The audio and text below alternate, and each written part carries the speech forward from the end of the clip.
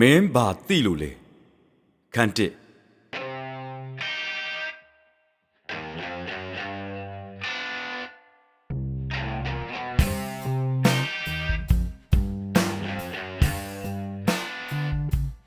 မင်္ဂလာပါကိုလူတို့ခုကျွန်တော်ကတိုက်ဆရာမင်းသိန်ခရဲ့မင်းဘာသိလို့လဲဆိုတဲ့စာအုပ်ကိုပိုင်းတင်နေနဲ့ဖတ်ပြတင်ဆက်ပေးခြင်းပါတယ်နားဆင်ခံစားအားပေးကြပါဦး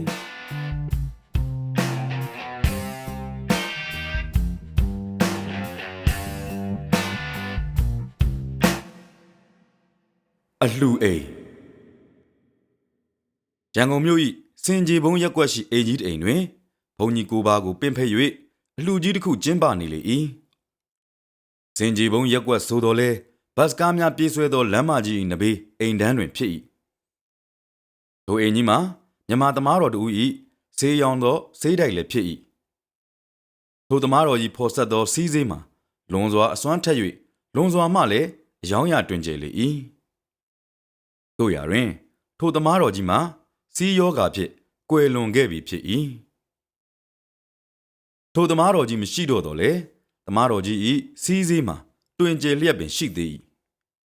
ထို့ကြောင့်ကြံရခဲ့သောသမားတော်ကြီး၏မိသားစုမှာချမ်းသာကြွယ်ဝကြလေ၏လူဒန်းကျွေးမွေးသည့်အခါများတွင်ပေါ်ပေါ်များများလုံလုံလောက်လောက်နှင့်မုံမြတ်သောအာဟာရတို့ကိုသာကျွေးမွေးလေရှိထိုရက်ွက်တွင်ရှိကုန်ကြသောအသက်73နှစ်အရွယ်ယောက်ျားကလေးများသည်ထိုအလူတွင်ဝိုင်းဝန်းလုပ်ကင်ကြလေ၏ထိုအရွယ်ယောက်ျားလေးများစုစုပေါင်း1ဒါဇင်ခန့်ရှိထိုကလေး1ဒါဇင်ခန့်သည်တည်ရပိုးရသောအလုပ်များခွန်နှင့်အားနှင့်လုပ်ရသောအလုပ်များကိုဝိုင်းဝန်းလုပ်ကင်ကြရ၏ထို့ပြင်ထိုကလေးများသည်ဆိုဆုံးမရခက်သောကလေးများဖြစ်ကြကုန်၏တို့ရာတွင်ထိုကလေး1ဒါဇင်သည်တယောက်သောကလေး၏စကားကိုမူမြေဝေမကျနားထောင်လေတော့၏ထိုကလေး၏အမည်မှာမိုးသည်ဟု၍ဖြစ်၏မိုးသည်သူနှင့်ရွယ်သူကလေး1ဒါဇင်အားထမင်းဝိုင်းများတွင်မြည်သူကထမင်းချရမည်မြည်သူကဟင်းပကံချရမည်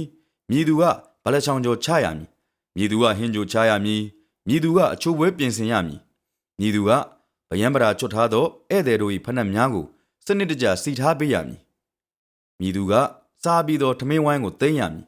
စသဖြင့်အကွက်ကြကြတာဝန်ပေးထားလေသည်၎င်းအမူမြည်သည့်နေရာတွင်မြည်သည့်အရာလိုအပ်သည်ကိုလှည့်လည်ကြည့်ရှု၍အမိန့်ပေးနေလေ၏အလူမှာထောပတ်ထမင်းနှင့်ကြက်သားဟင်းကိုဦးစားပေး၍ကျွေးမွေးသောအလူဖြစ်လေ၏ထမင်းစားပြီးလျင်ထောပတ်ငပြောသည်ပျော်ပျော်နှင့်မလိုင်အပြည့်ခတ်ထားသောနွားနို့တဖန်ခွက်စီတိုက်၏ထို့နောက်ရွှေဖီမိုးလိုလက်ဖက်ချောက်ခတ်ထားသောရင်နွေးချမ်းခရနှင့်အစာ12မျိုးနှင့်တုပ်ထားသော12မျိုးချင်းတုပ်ယွန်းအုပ်များလည်းချပေးထား၏လူအိမ်မှာတစားတစားလူများရောက်ရှိလာ၏ထို့သို့ရောက်ရှိလာရာတွင်ဇင်းမယ်လုံးကြီးကိုဝတ်လျက်အပေါ်တွင်အုတ်တဖျားကျေသီးကြီးများကိုတက်၍ရွှေကျင်ခတ်ပဝါကိုခြုံထားသောအသက်50အရွယ်အတော်ကြီးတူသည်အသက်14နှစ်အရွယ်သူ၏သားကိုလက်ဆွဲလျက်ရောက်ရှိလာလေတော့၏ထိုအတော်ကြီးမှာဆန်ဆက်ပိုင်ရှင်ဖြစ်၏သူ၏သားဆန်နီမှာမိုးသီးတို့နှင့်ရွယ်တူဖြစ်၏မိုးသီးသည်သူ၏လူများကိုအလုတ်လုတ်ခိုင်းထားသည်ဆိုတော့လေ10ယောက်ကိုသာလုတ်ခိုင်း၏2ယောက်ကိုအရန်အဖြစ်နားခိုင်းထားလေ၏အတော်တန်ပင်ပန်းလောက်သောအချိန်တွင်နားသောသူများကိုအလုတ်ခိုင်း၍ပင်ပန်းသောသူများကိုနားရန်အလှည့်ပေးပြန်လေ၏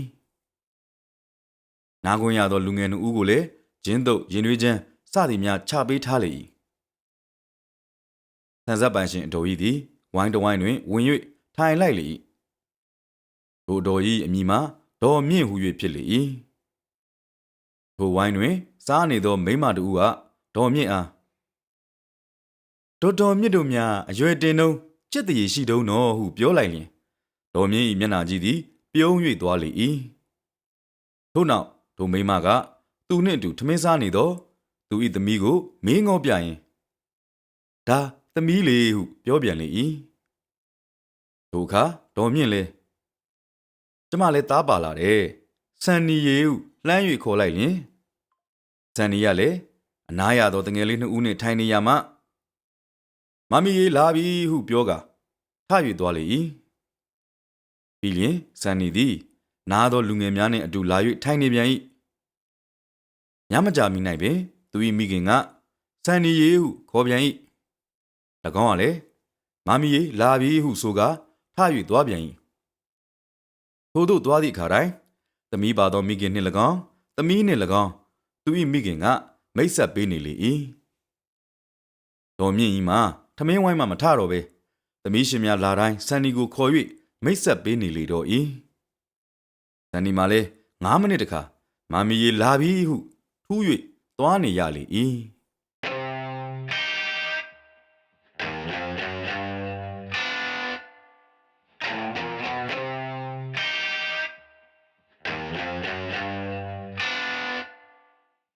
ထိုအချိန်၌မှာပင်သမီးရှင်မိန်းမတူသည်သူ၏သမီးကိုလက်ဆွဲလျက်ဒေါ်မြင့်တို့ဝိုင်းတွင်ထိုင်လိုက်စဉ်၌မှာပင်ဒေါ်မြင့်မခေါ်မီအနားရနေသောတငယ်လေးနှစ်ဦးနှင့်မောင်သိန်းဆိုသောတငယ်ကလေးကဇန်နီရေမင်းမာမီခေါ်တော့မယ်ဟေ့အသင့်ပြင်ထားပြီတော့ဟုပြောလိုက်ရာလူအိမ်၌ရောက်ရှိနေသောလူများတို့သည်ညှိထားတဲ့ကဲ့သို့ဝါကနေဝိုင်း၍ရီလိုက်ကြလေတော့၏ဒေါ်မြင့်ကြီးမှာလွန်စွာစိတ်ဆိုး၍မျက်နှာရည်တစ်ခုလုံးနီးမြန်းသွားလေ၏ထို့ကြောင့်ထိုင်နေရာမှဝုန်းကနေထပြီးလျင်မောင်သိန်းဆိုသောတငယ်လေးဘက်သို့လက်ညှိုးငေါက်ငေါက်ထိုးကာဟဲ့မိမဆုံးမဖမဆုံးမကလေးဟုရန်တွေ့လေတော့၏မောင်သိန်းသည်တစုံတရာပြန်၍ပြောဆိုခြင်းမရှိဘဲခေါင်းငုံ၍သာနေလေ၏ထိုအခါ၌ဒေါ်မြင့်ကြီးသည်မောင်သိန်းအားကားတိုက်၍သေးစေရန်ဓာတ်လိုက်၍သေးစေရန်ကာလနာတိုက်၍သေးရန်မွေကိုက်၍သေးရန်မှအစမကြောက်ဝမနာသာများကျိန်ဆဲလေတော့၏လူအိမ်မှလူများလည်းပါဇက်အဟောင်းသားနှင့်ကြည့်၍နေကြလေ၏ချို့ကလည်းကိုနှင့်မဆိုင်၍ဝင်မပြောကြပြီတို့ရတွင်မိုးသည်အတော်ရဲ့ဒါလောက်ဆိုရင်ကြိန်နှက်ပါတော့ဒီထက်ထပ်ပြီးပြောဖို့မသင့်ပါဘူးသားသမီးချင်းကိုချင်းစားလိုက်ပါတို့ကလည်းနည်းနည်းလွန်နေလေသမီးရှင်တူလာတိုင်းဆန်နီရီလုံနေတာကိုအဲ့တော့ဟိုကောင်ကဥရပြီးနောက်မိတာပေါ့သူ့ကိုယ်သာကျွန်တော်တောင်းပန်ပါတယ်ကျင့်တတ်ပါတော့ဟုတ်ပြောလိုက်ရာမိုးသည့်စကားမှာတဘာဝကြသောကြောင့်အလူအိမ်တစ်ခုလုံးငြိမ်၍နေလေ၏တို့ရတွင်ဒေါ်မြင့်ကမင်းကကြားဘာဖြစ်လို့ဝင်ပြီးနားရတာလဲငါတို့ကဂုံနဲ့အဆင့်နဲ့နေတာဂုံရည်တူအဆင့်တန်းတူချင်းစုံကြတဲ့အခါမိတ်ဆက်ပေးရမယ်ဟဲ့တို့ဟာအနှုတ်ဆုပ်ဂုတ်ဆုပ်တွေမဟုတ်ဘူးဟုဒေါ်နဲ့မောင်နဲ့ပြောလေ၏ထိုအခါမိုးသီးကအတော်တို့ကိုလည်းကျွန်တော်ကအနှုတ်ဆုပ်ဂုတ်ဆုပ်တွေပါလို့မပြောရသေးပါဘူးဒါပေမဲ့တခုတော့ပြောလိုက်မယ်အတော်ကြီးအတော်သားဆန်နီနဲ့ဟော်ဒီကကျွန်တော်တို့73ယောက်တန်းစီပြီးရက်ကြမယ်ဥပဒေရုပ်ချင်းအများကြီးกว่าပါတယ်အတော်သားဆန်နီကလူအိုနောက်ကျသားမျက်နှာကြီးကဖိုးကြီးရုပ်ပေါက်နေတယ်ခါကြီးကကုန်းနေတယ်ပစိုးမဝတ်နိုင်လို့ကပတ်ကြီးနဲ့ပတ်ထားရတယ်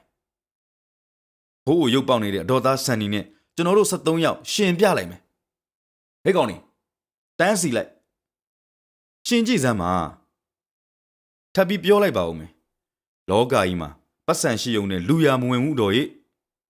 အတော့သားလောက်ညံ့တာဟောဒီလူငယ်တွေထဲမှာတယောက်မှမပါဘူးမာမီကောင်းကောင်းသဘောပေါက်စမ်းပါအဲ့ဒါကိုသဘောမပေါက်လို့အတော်ထပ်ပြီးကျွန်တော်ကိုဖြစ်စီကျွန်တော်တို့73ယောက်ကိုဖြစ်စီနေမင်းငါစပြောရင်တော့အတော်တော့ဘာမှမလုပ်ပါဘူးဒါပေမဲ့ဟောဒီအတော်သားဆန်နီရဲ့ပါဇက်တွေကသွားရဟောဒီကော်စောဘော်ကိုကြကုန်လိမ့်မယ်ဟုပြောဆိုကဆန်နီ၏ရင်ဘတ်မှအင်ကြီးသားကိုဆွဲ၍ကင်လိုက်ပြီးလျင်မျက်နှာကိုလက်သီးဖြင့်ချိန်ရွယ်ထားလိုက်လေတော့၏ထိုအခါဆန်နီကမမီဘာမှမပြောနဲ့ဆန်နီသွားတယ်အကုန်ကျွတ်ကုန်မယ်ဟုပြောလိုက်ရင်လူအိမ်မှလူများလည်းဒုတိယအကြိမ်ဝါးကနေဝိုင်း၍ရီလိုက်ကြလေ၏ထိုအခါ၌မိုးသည်လေဆန်နီအားဆောင်း၍တွန်းလိုက်လေ၏တော်မြင့်လေအလှရှင်မိမကြီးအားလှလှ၏ပြန်မယ်ဟေးဟုဆိုကကျမ်းမြင်ကိုဆောင်း၍နင်းပြီးလျင်သူဤသားလက်ကိုဆွဲလျက်ပြန်သွားလေတော့သည်